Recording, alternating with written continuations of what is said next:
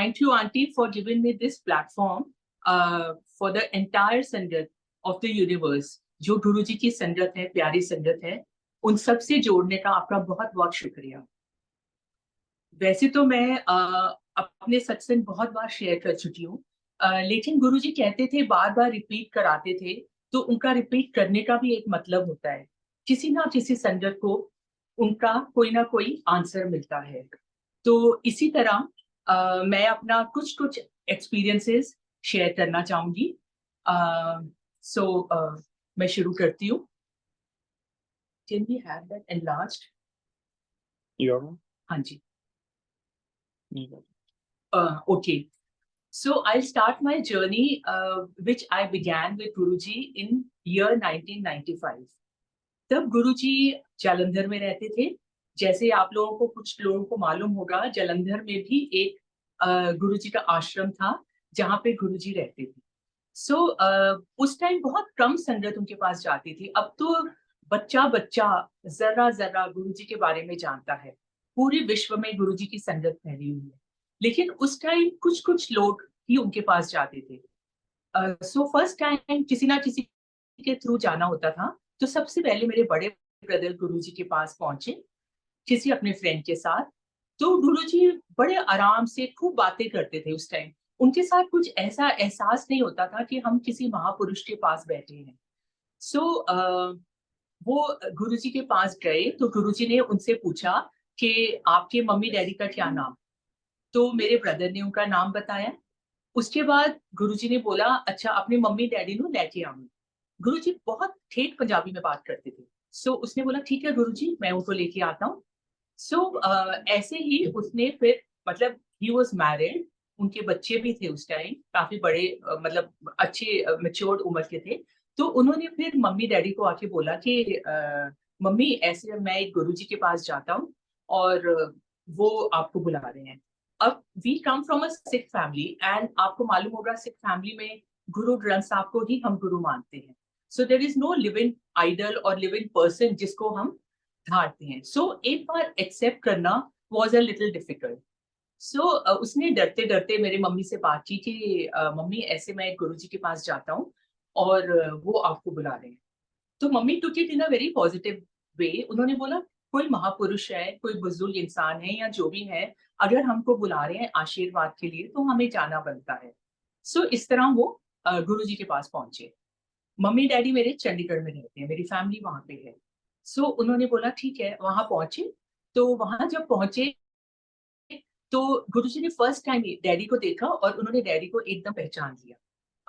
मैं ये नहीं कहूंगी गुरुजी ने पहचान लिया। गुरुजी तो हर इंसान को, उसकी रूह, उसकी आत्मा, सबको पहचानते हैं। हम ही हैं बेवकूफ जो उनको नहीं पहचान पाए थे उस समय। उन्होंने डैडी को देख के बोला कि तुम तो उस ऑफिस में काम करते हो। मेरे डैडी उस टाइम चंडीगढ़ सेक्रेटेरिएट कभी कभार जाते थे। He was in Punjab government service.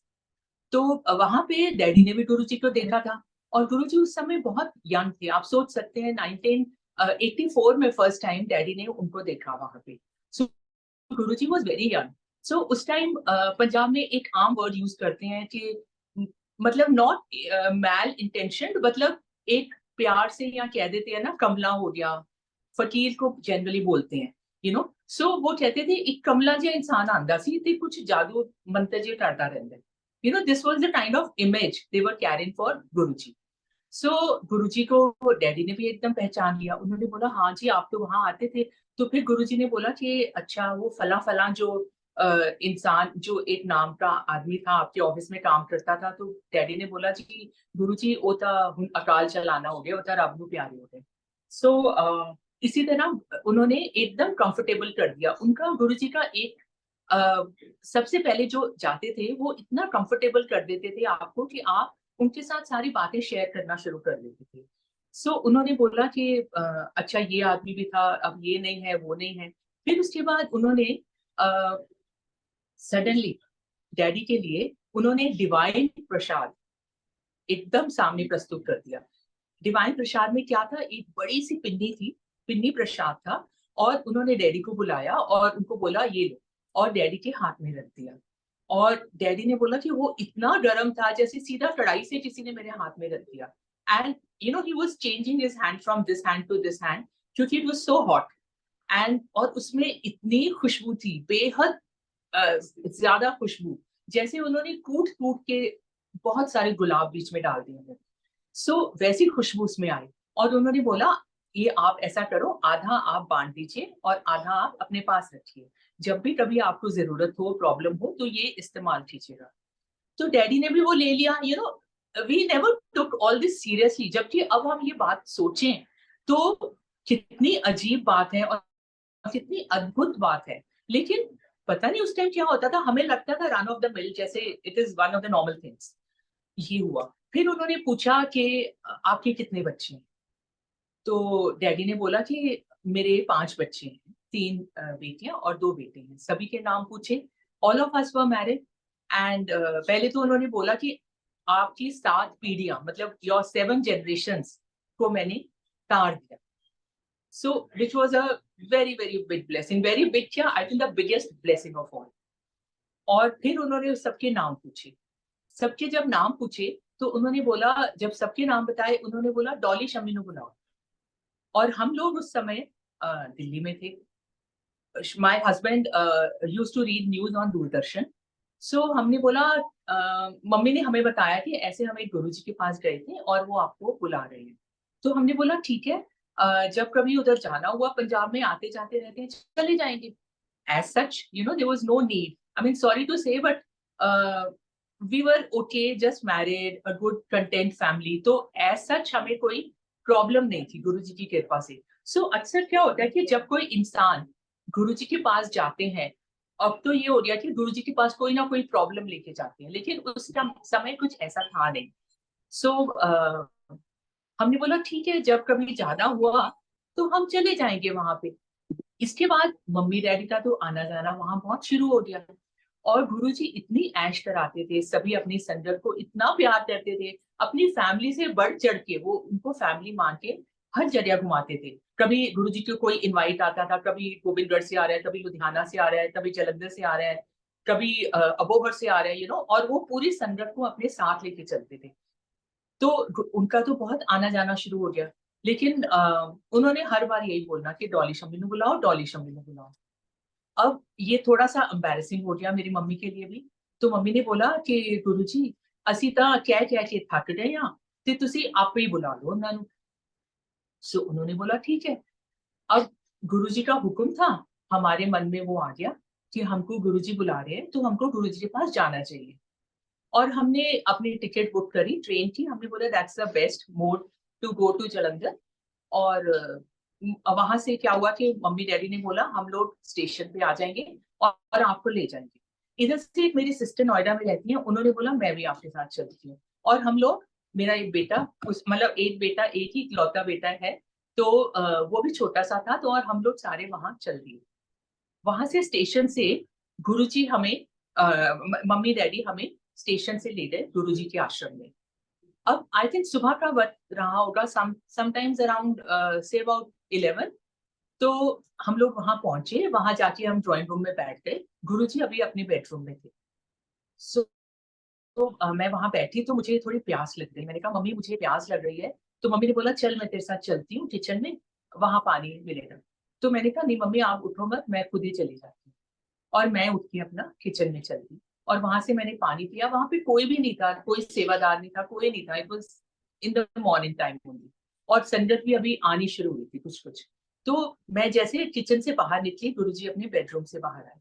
अब मैंने तो गुरुजी का स्वरूप देखा ही हुआ था, तो मुझे मालूम था गुरुजी का पूरा चेहरा और उनका नूर वाला चेहरा सब मालूम था। तो मैंने झुक के गुरुजी को प्रणाम किया और गुरुजी मेरे को देख के मुस्कुराए और कहते डॉली आ गई तू। और मैं इधर देख रही हूँ, कभी उधर देख रही हूँ। मैंने कहा मेरे साथ कोई है नहीं, how does Guruji know I am Dolly. और मैं इसी हैरानी परेशानी में गुरुजी के पीछे पीछे चल दी और ड्राइंग रूम में जाके बैठ गई। तो मम्मी ने इंट्रोड्यूस करा के गुरुजी ए मेरी बेटी डॉली है शम्मी। कहते हाँ हाँ मैंने पता है, बड़ी चंगी कुड़ी है। And I was stunned because उस टाइम देखिए आप, ना मेरे साथ मम्मी थे कि उनके साथ वो रिलेट करते, ना मेरे साथ मेरे हस्बैंड थे who was already on Doordarshan and was a celebrity. So but मैं जैसे आपको बोलती हूँ ना, गुरुजी हमको जन्म जन्म से जानते हैं। हमारी रूह से रिश्ता है, हम सब गुरुजी से रूह से जुड़े हुए हैं। तो वहां बैठे और फिर आम बातें होनी शुरू हो गई। जैसे मैंने बोला था, गुरुजी बहुत कंफर्टेबल फील करा देते थे। तो उन्होंने पूछा कि आप लोग क्या करते हो? तो मेरे हस्बैंड ने बोला, गुरुजी मैं तो न्यूज पढ़ता। तो गुरुजी ने पॉलिटिक्स की बातें करनी शुरू कर दी, करंट अफेयर्स की बातें करनी शुरू कर दी। जैसे नॉर्मल आप किसी के घर जाते हैं और वो आपके साथ एक इंटरेक्शन होता है आपका। उसके बाद उन्होंने बोला, अच्छा विभा की कर दी है। माय पेरेंट्स लाइक सबने बोल दिया, गुरुजी ये गान दी है, बहुत सुना। वो कहते अच्छा, चल फिर कुछ सुना दे। अब मैं I was surprised. I said मैं फर्स्ट टाइम किसी के पास जा रही हूँ, संत महात्मा के पास, एंड आई डिडंट नो कि आई हैव टू सिंग। और मैंने कहा, गुरुजी मैं तो कोई डायरी नहीं लेके आई। ऑब्वियसली मैंने शब्द गाने थे उनके सामने या भजन गाने थे। I said I don't remember them by heart. मुझे तो थोड़ा बहुत ही याद है। कहते कोई गाने नहीं, तो वही सुना दे। And then my husband asked for a briefcase. Why? Because he gives very good beat on any wooden or any like bass, you know, not that he plays tabla, but वो बहुत अच्छी संगत करती है। तो उनके पास brief case आ गया। उसके बाद हमने शुरू किया गाना। मैंने एक शब्द गाया, उसका एक अंतरा गाया। मैंने कहा, गुरुजी आगे नहीं आता, माफी। हाँ। कहते कोई गल नहीं, और सुना दे, और सुना दे। And this went on and on and on till the time I finished all my शब्द, you know, the new ones I knew. उसके बाद मैं भजन पे आ गई, फिर वो भी खत्म हो गया। Then when Guruji kept on saying होर सुना दे, होर सुना दे, आई सेड, गुरुजी हुन तां मैनू सिर्फ फिल्मी गीत ही याद है। सो ही सेड ओही सुना दे। So then, you know, I started thinking of songs like तुम ही मेरे मंदिर kinds, कि मैं वही सुनाती हूँ। Now, coming to think of it, अब तो बच्चा बच्चा जानता है कि गुरुजी को संगीत से कितना लगाव है, लेकिन उस समय हमें ये सब बातें मालूम नहीं थी। और मुझे लगता है कि म्यूजिक से ज्यादा प्योर, यू नो, कोई चीज नहीं है, because this is so divine and it's a God's gift. आपको परमात्मा से मिलता है, ये नेमत हर किसी को नहीं मिलती, और अगर आपको मिलती है तो you are very blessed. So Guruji and music I consider very pure, because music एक ऐसी चीज है जो आपको direct, it's the fastest way to connect to God, you know, because आप इतने कॉन्सेंट्रेशन से और आप इतनी डेडिकेशन से गाते हैं। जब गाते हैं तो आपकी तार सीधा ऊपर जुड़ती है, which Guruji understood. And I feel Guruji is very pure, very sublime, very divine. So this is what Guruji understood. I mean, he knew and he wanted me to come out with it. So this was our first sitting. Also, मैंने सोचा था मैं कुछ बताऊंगी नहीं, गुरुजी अगर इतने जानी जान है तो मैं अपनी कोई प्रॉब्लम का उनको कोई जिक्र नहीं करूंगी। बट उनकी शख्सियत ऐसी थी कि आप ना चाहते हुए भी आप उनसे वो बातें शेयर कर लेते थे। मैंने उनको बोला डरते डरते, गुरुजी मेरे को ना एक प्रॉब्लम है, मेरे फाइब्रॉइड्स हैं यूट्रस में। तो गुरुजी ने बोला, अच्छा चल मैं तेरा ऑपरेशन कर देता हूँ। अब मैंने सोचा मैंने क्या बोल दिया, ये तो बहुत ही बेवकूफी वाली बात कर दी। Guruji is not a doctor, I am meeting him for the first time, and doctors के पास जा नहीं रही इसी डर से कि वो मेरे को बोलेंगे ऑपरेशन करते हैं, एंड ये तो डॉक्टर भी नहीं है, अब ये क्या करेंगे। एनीवे, अब मैं चुप करके बैठ गई। गुरुजी ने बोला कि ऐसा करो, आप पान के पत्ते मंडरा लो। 51 रुपीज के पान के पत्ते आ गए। बट देन मुझे ये कॉन्सोलेशन था कि मेरी family is with me, my parents are with me, my husband is there, so nothing will go wrong. And then he told me कि एक रूम था, दूसरा bedroom, which was a treatment room, you can say, कि आप वहां चले जाओ। मैं वहां चली गई और वहां देखा there were 2-3 aunties more, so I heaved a sigh of relief कि thank God there is somebody else. अंदर गई तो मैं अंदर लेट गई और गुरुजी आए। उनके पास एक स्पून था with a very very long handle. So मैं लेट गई और गुरुजी ने आए, मैंने थोड़ा सा शर्ट ऊपर किया, उन्होंने एक जगह पे जोर से प्रेस किया। उन्होंने बोला, इतने दर्द है? मैं क्या, हाँ जी। तो उन्होंने वो पत्ते, पान के पत्ते हॉरिजॉन्टली स्प्रेड कर दिए, एंड ही टोल्ड मी, चल हो गया तेरा operation. You know, this was very strange, because I said ये क्या कर रहा है, ऐसे कोई ऑपरेशन थोड़ी होते हैं, यू नो, मन में तो हम यही सोच रहे थे। खैर एनीवे, मैं कहा चलो, कुछ ऐसा तो कुछ हुआ ही नहीं, बाहर आ गए। उसके बाद गुरुजी ने बोला था, ये आप पत्ते कोई भी बहते हुए जल प्रवाह कर देना, कोई भी दरिया, कोई भी वाटर सोर्स में आप डाल देना। So that is what we did. Now, next time we went again, okay, another thing, because my sister had accompanied me, गुरुजी डांटते भी थे, लेकिन उनकी डांट बहुत प्यार वाली होती थी। सो उन्होंने पहले तो बोला कि ये कौन है, हमने बोला हमारी सिस्टर है। तो कहते ए क्यों आए नहीं, बिकॉज ही सेड मैं तो बुलाया नहीं सीधा। बट दीदी also had some problems that time, और कुछ उनको फैमिली प्रॉब्लम्स थी और कुछ घुटने वगैरह भी दर्द होते थे, जो टचवुड अभी तक उनको ज्यादा प्रॉब्लम नहीं आई इन घुटनों में। ऑफ कोर्स फैमिली का भी कुछ कुछ सॉल्व हुआ। बट एनीवेज, जब हम दोबारा गए गुरुजी के पास, तो गुरुजी ने मुझे बोला कि तेरा ना ऑपरेशन दोबारा करना पड़ेगा। आई सेड ठीक है। So the same process was repeated again, and then he told me जा बाहर जाके सैर करके आ जा। So I went out, took a stroll, came back. He says चल तेरा हो गया ऑपरेशन, बनाता तेने 16 साल दी जवान, जा जाके अल्ट्रासाउंड करा ले। आई सेड अच्छा ठीक है, जब जरूरत होगी करा लूंगी। I again didn't take it seriously. Now all this while, जब हम गुरुजी के सामने जब भी जाते थे, वो हमसे गाना सुनते थे। तो उन्होंने एक बार हमें बैठे बैठे एकदम, कई बार ऐसे आंखें झुका के बैठे होते थे, सोच रहे हैं कुछ, और अचानक हमें बोलने लगे जाओ जाके अपना स्टूडियो खोल लो। नाउ 95 में very few people, there was no media awareness. लोगों को मालूम नहीं था स्टूडियोज किस तरह के होते हैं। They would think at the most photo studio होगा। Videos also were not so much there, so very few people understood by what studio meant. But he meant कि आप अपना रिकॉर्डिंग या वीडियो स्टूडियो खोल लो, जो हमारे मन में बड़ी देर से चल रहा था। एंड बट समहाउ हम लोग वो स्टेप उठा नहीं पा रहे थे। And my husband also was working with 2-3 friends of his, जिनका उन्होंने स्टूडियो बहुत प्रमोट करा था, खुलवाया था। तो उन्होंने बोला था कि नहीं नहीं, मेरा काम चल रहा है, मैं क्यों खोलूं, लाइक दैट। अब गुरुजी अंडरस्टूड दिस, और उन्होंने बोला जाओ अपना स्टूडियो खोल लो। Now this was a very strong indication and a big blessing coming from Guruji, which we understood. और आप देखिए स्टूडियो का कैसे बना हमारा प्लान।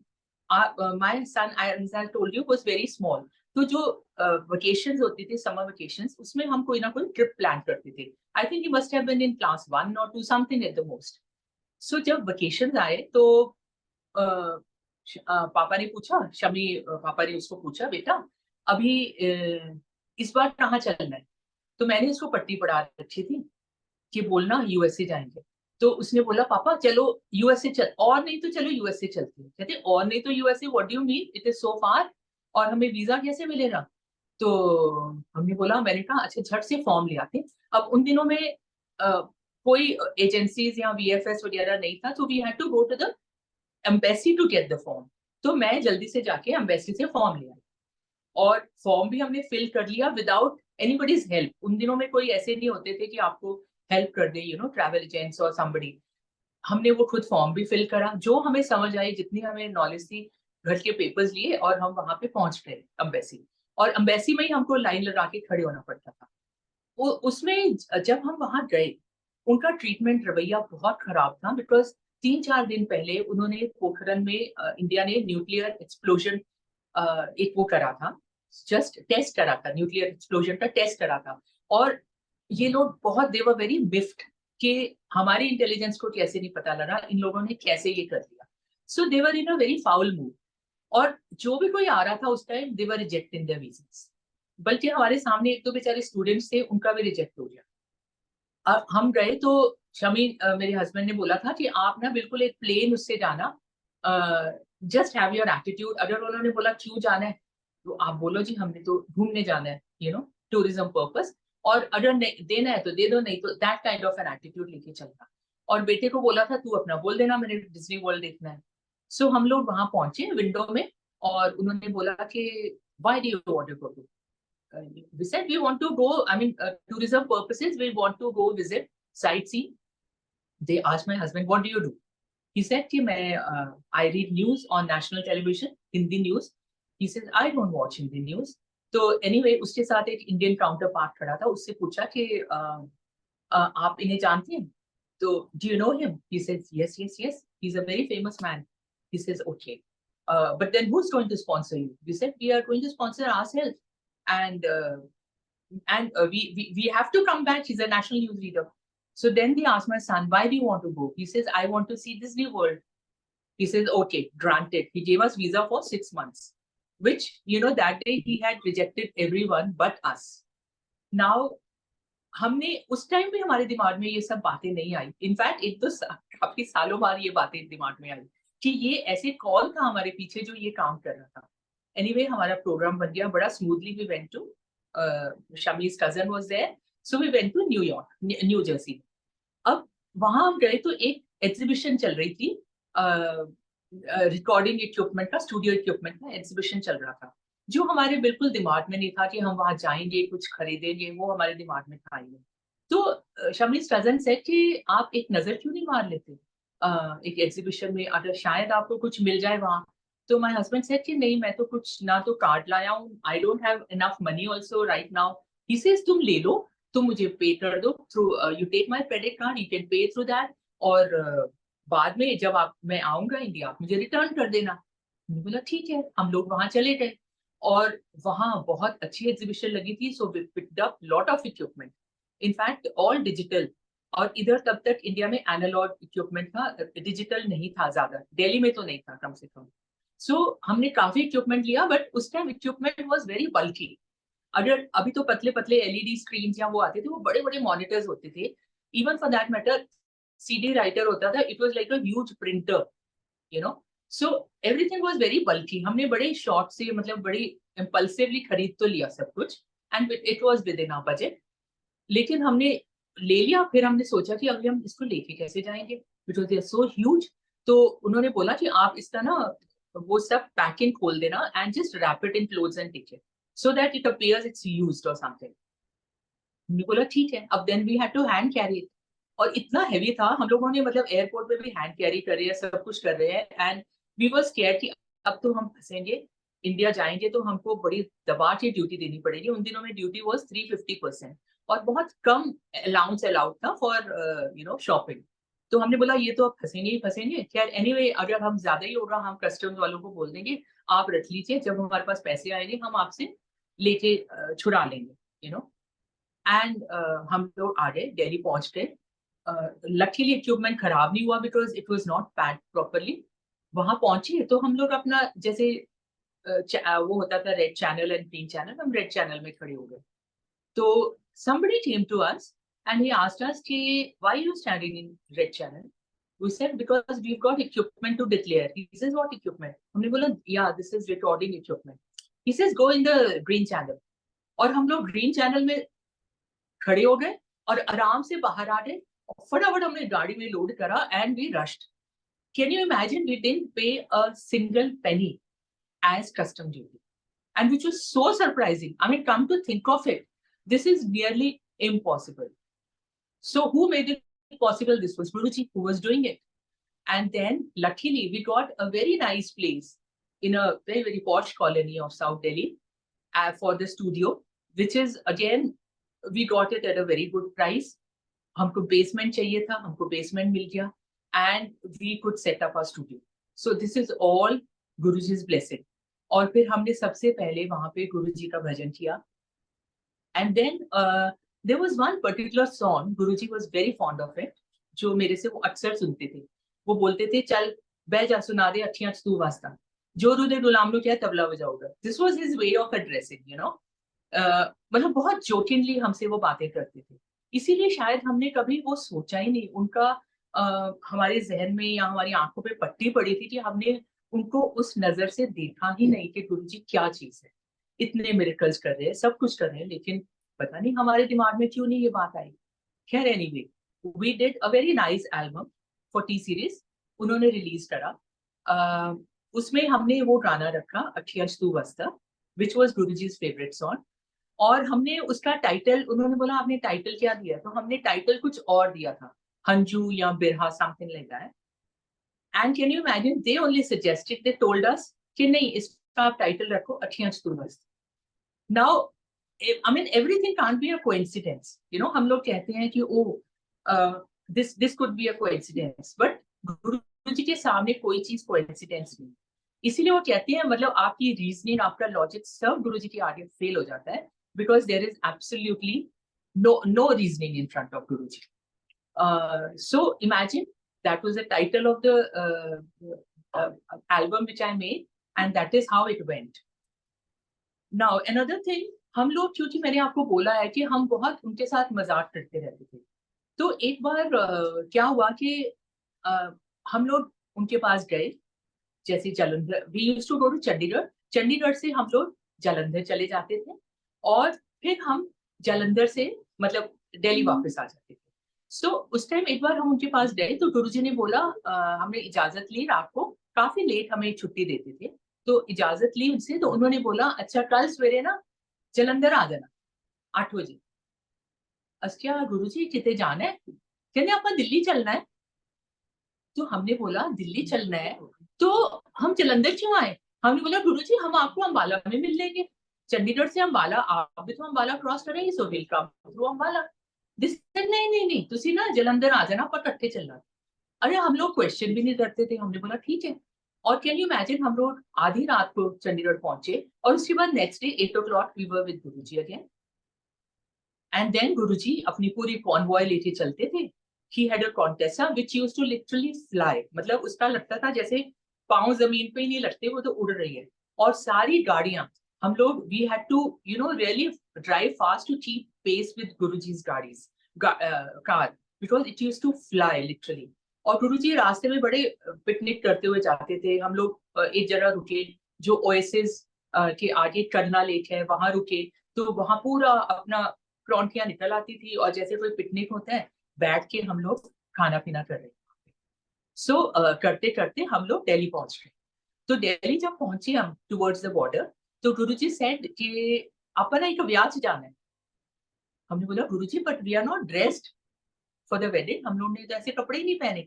तो गुरुजी ने बोला कोई नहीं, तुसी तैयार होके आ जाओ। अब हम लोग रहते हैं extreme south of Delhi, which is very close to Qutub Minar, and the wedding was somewhere in Model Town और Civil Lines, which is the extreme north of Delhi. तो हमने बोला ठीक है गुरुजी। और आप सोचिए, इतना ड्राइव करने के बाद हम लोग घर गए, हम तैयार हो गए, again we were back for the wedding, and we were not tired. This was, I mean, उनका इतना एनर्जी हम में सब में फ्लो करती थी कि वहां थकावट ही नहीं होती थी। And then we attended the wedding and went back. तो इसी तरह जैसे मैं आपको बता रही थी कि जैसे वो सबको लेके चलते थे, तो एक बार मम्मी डैडी को वो लोग अबोहर लेके गए। अबोहर इज अगेन पंजाब में बहुत दूर पड़ता है, जलंधर से भी बहुत दूर पड़ता है। और उन दिनों में गाड़ियों की एवरेज बहुत कम होती थी पेट्रोल की। आपको, अगर आप जलंधर से भी चल रहे हो, तो आपको रास्ते में पेट्रोल डलवाना ही पड़ेगा। और ये बात भी मशहूर थी कि गुरुजी की कार में तो पेट्रोल डलता ही नहीं, गुरुजी की कार तो ऐसे ही चलती है। सो हम लोग उनको टेस्टिंग ये करते रहते थे ना। तो मेरे डैडी ने एक बार बोला, वो ड्राइवर के साथ गए, उन्होंने अपने ड्राइवर को बोला कि सुन, तू ना बिल्कुल उन्होंने नाल लगा के चली, देखी गुरुजी की तो पेट्रोल का नहीं पहुंच दे रस्ते चो। एंड उसके बाद भी वहां जाके भी तुम पूरा ध्यान रखना, मैं तुम्हें अलग से पैसे दे दूंगा, तुम खाना खा लेना, देख लेना उनका ड्राइवर कहीं पेट्रोल तो नहीं डालने जा रहा। एंड ही सेड ठीक है। तो ऐसा ही हुआ, वो जी वहां चले गए, अब वो चले गए, और इन लोगों ने तो पेट्रोल भी डलवाया रास्ते में, सब कुछ करा, और वापस भी आ गई गुरुजी की गाड़ी, और उन्होंने पेट्रोल ही नहीं डलवाया।